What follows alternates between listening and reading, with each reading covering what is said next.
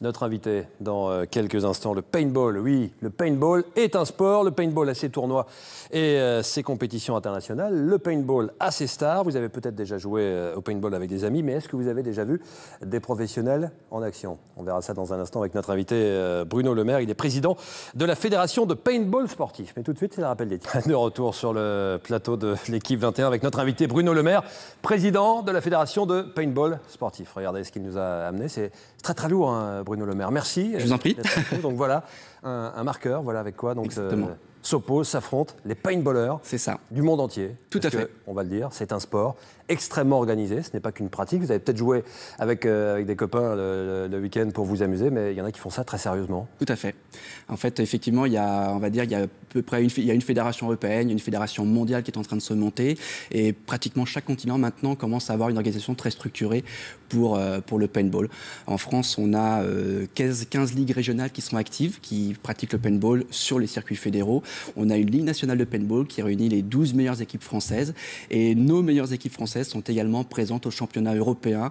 D'ailleurs, on a une équipe qui est championne d'Europe cette année, qui s'appelle les Tontons Flingueurs de Toulouse. Les Tontons Flingueurs, voilà. Hommage au film qui est sorti il y a pile 50 ans. Tiens. Effectivement, au départ, c'est vraiment un hommage en fait à ce film-là, et cette équipe a dominé le circuit français, le circuit européen, et voire même mondial pendant une vingtaine d'années. Elle est toujours au top niveau depuis qu'elle a été créée pratiquement. Alors, Bruno Le Maire, associer le paintball avec le mot sport, qui est un mot sacré, ça n'a pas été forcément évident. À ceux qui vous disent que le paintball n'est pas un sport, vous répondez quoi? Alors, en fait, il est vrai qu'au départ, quand le paintball s'est créé, c'était une activité de loisir qui visait essentiellement à se faire plaisir. C'était du jeu en forêt qui réunissait beaucoup d'amis.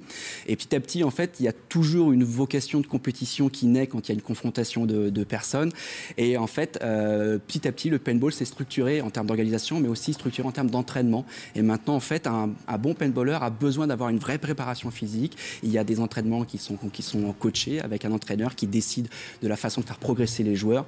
Et aujourd'hui, être un bon paintballer exige d'être un bon sportif. On voit les images, hein, Bruno. Oui, tout à fait. Vous pouvez commenter. Il faut apprendre à tomber, il faut apprendre à se rouler dans l'herbe, il faut avoir une très bonne vue, bien sûr. Alors en fait, ça mélange beaucoup de qualités. Il y a des qualités techniques du joueur, c'est-à-dire qu'on va essayer de travailler sur l'explosivité, sur la réactivité, sur la vitesse, puisqu'en fait, il faut être capable de réagir rapidement à une situation qui se présente à vous.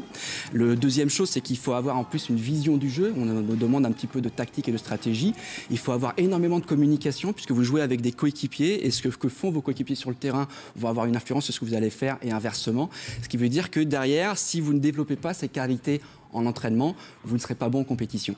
Donc c'est deux équipes qui s'affrontent, deux équipes de 5 en général. Alors voilà, il y a deux formats en France qui se jouent en termes de nombre de joueurs. C'est soit du 3-men, ce qu'on appelle donc du 3 joueurs, soit du 5 joueurs. Chaque équipe comprend 3 ou 5 joueurs.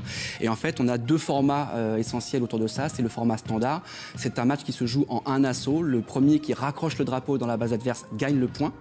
Ou sinon, on a le format, ce qu'on appelle le format long, qui correspond un petit peu à ce qu'on peut voir en escrime. Les équipes, en fait, ont un certain temps, mais surtout, doivent raccrocher 5 fois le drapeau dans la base adverse pour gagner le match. Ah, donc il y a plusieurs scénarios. Tout à fait. Il y a plusieurs scénarios possibles. Il faut lutter contre les clichés quand on est président de la fédération de paintball sportif. Le paintball est une activité violente, guerrière, etc. Vous l'entendez Oui, souvent? tout à fait, très régulièrement. Et en fait, quelque part, c'est parfois justifié. Je veux dire, l'activité guerrière, on sait que le paintball est né dans la forêt. Comme je le disais au départ, c'était une activité qui visait vraiment à recréer des scénarios cow-boys et indiens dans le plus simple, guerrier, on va dire terroriste et antiterroriste dans le plus complexe. Mais une fois que le paintball est rentré dans une dimension sportive, où le but du jeu était de préparer en fait ces compétitions, comme on voit, les joueurs maintenant n'ont plus de tenue camo, c'est vraiment des joueurs qui sont plutôt en tenue visuelle, ça doit être un petit peu visuel. On a écarté le côté guerrier, bien qu'il existe toujours dans une pratique de loisir. Voilà. Alors, ouais. Ensuite, je dirais que beaucoup de sports sont nés de la guerre, et que le paintball n'y fait pas exception quelque part. On sait que l'escrime est né quelque part de la pratique du duel. On sait que le tir sportif, c'est pour entraîner des tireurs. Et puis il y a le vocabulaire de la guerre qui s'est retrouvé dans le vocabulaire du sport. Hein, voilà. la bataille, etc. Il y en a plein comme ça. J'avais prévu de vous demander si le paintball est une activité dangereuse. On peut le dire. Vous êtes arrivé tout à l'heure en béquille, alors que vous avez joué hier au paintball. Bon, il n'y a pas vraiment de lien en fait. Non. Le risque en paintball vient essentiellement de soi-même. C'est ça. C'est ce qu'on dit. Hein. Oui, c'est-à-dire qu'en fait, la majorité des blessures qui sont constatées en paintball viennent plus de blessures physiques, c'est-à-dire par exemple une entorse du genou, comme voilà, ce qui m'est arrivé, une entorse du genou. Hier, vous êtes mal tombé. Voilà. Je suis mal tombé, voilà, tout à fait. Donc une entorse du genou, une entorse du pied, éventuellement une luxation de l'épaule, mais très très rarement en fait d'un tir consécutif au paintball en fait. Donc ce qui veut dire qu'aujourd'hui, sur 10 ans de pratique, on a l'accident le plus grave, c'est la blessure à l'œil, c'est-à-dire en fait une bille qui touche l'œil. La plupart du temps, c'est né d'une erreur de la victime, puisqu'elle a retiré son masque alors qu'elle n'aurait pas dû. Mais effectivement, il n'y a pas de blessure en paintball liée pratiquement à la pratique. Vous pouvez nous présenter tous les ustensiles que vous avez amenés. Il y a un masque donc qui protège. Effectivement, c'est l'accessoire essentiel pour la pratique bien la paintball. caméra. Voilà. On va bien le montrer. Voilà, c'est le masque en fait. C'est ce qui permet de protéger les yeux et le visage. On essaye au maximum de protéger les parties découvertes du corps. Donc en fait, on porte souvent une tenue intégrale avec d'ailleurs du rembourrage, plus des protections qui peuvent être portées dessous. Mais le masque est l'accessoire essentiel. L'écran est prévu pour résister à des tirs de plus de 450 pieds par seconde. Mettez le masque et donnez-moi des billes. Là. Je vais essayer sur vous. Là, non, évidemment, il ne faut pas le faire non, bien sûr. N'importe où et quand on n'est pas. Voilà, le paintball doit se pratiquer sur des activités qui sont sur des sites qui sont prévus pour cela, c'est-à-dire qu'ils sont sécurisés avec des protections pour les joueurs extérieurs, enfin en tout cas pour les gens qui ne sont pas dans l'activité, et puis bien sûr qui comprennent tout le matériel nécessaire à agir en cas de problème. Donc ce sont officiellement normalement des sites qui sont déclarés dans les directions départementales de sport, et donc tous les sites doivent être officiellement déclarés pour pouvoir accueillir des joueurs. Bruno Le Maire. On voit bien donc c'est une activité extrêmement organisée. Il y a des championnats du monde, il y a des championnats d'Europe, des nations, il y a des championnats en France également. Est-ce qu'on peut imaginer un jour que le paintball soit retransmis à la télévision en France? C'est l'un de votre but? Nous, on essaye effectivement de médiatiser le paintball, puisqu'on sait que c'est un facteur de développement de tout sport qui se respecte. On a aujourd'hui des webcasts qui ont lieu sur les grandes compétitions internationales qui se trouvent sur Internet. Mais effectivement, l'idée du jeu, c'est d'essayer d'avoir une médiatisation du paintball sur des chaînes de télé.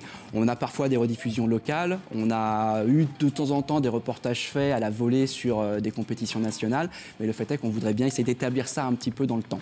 Tout à fait. Une petite publicité pour un site internet, si ceux qui nous regardent sont intéressés pour... Alors le site de la fédération, www.paintball-france.com. Vous y trouverez toutes les informations sur où pratiquer, comment pratiquer, le débutant jusqu'au confirmé, l'organisation des ligues et puis bien sûr les classements régionaux. On croirait une bande-annonce pour un film d'action quand on voit les images. C'est assez impressionnant quand c'est pratiqué à un très haut niveau. Dernière petite question, Bruno, est-ce qu'on peut vivre aujourd'hui du paintball ? Parce que certaines personnes en vivent dans le monde, en France. Alors on va dire qu'aujourd'hui, il existe très très peu d'équipes professionnelles de paintball, dans le sens avec des joueurs qui sont payés pour jouer. Là, on a normalement 2-3 équipes, une russe et 2 américaines qui sont pour l'instant des joueurs qui sont rémunérés pour jouer. Sinon, la majorité des équipes professionnelles sont en fait des joueurs qui sont en partenariat, c'est-à-dire qu'ils ne payent rien, ni l'habit, ni l'équipement, et tous les frais sont pris en charge. Mais la plupart du temps, ce sont des joueurs qui sont aussi en même temps salariés d'une entreprise du paintball qui leur permet d'avoir en plus les jours de congé nécessaires pour les entraînements, pour les compétitions. Merci beaucoup Bruno Le Maire. C'est moi qui vous remercie de nous avoir accueillis. De parler de paintball avec vous. On n'a pas... très souvent d'occasion d'en parler, on espère vous revoir. Restez avec nous parce qu'on va voir d'autres images étonnantes tout de suite avec le zapping de la rédaction.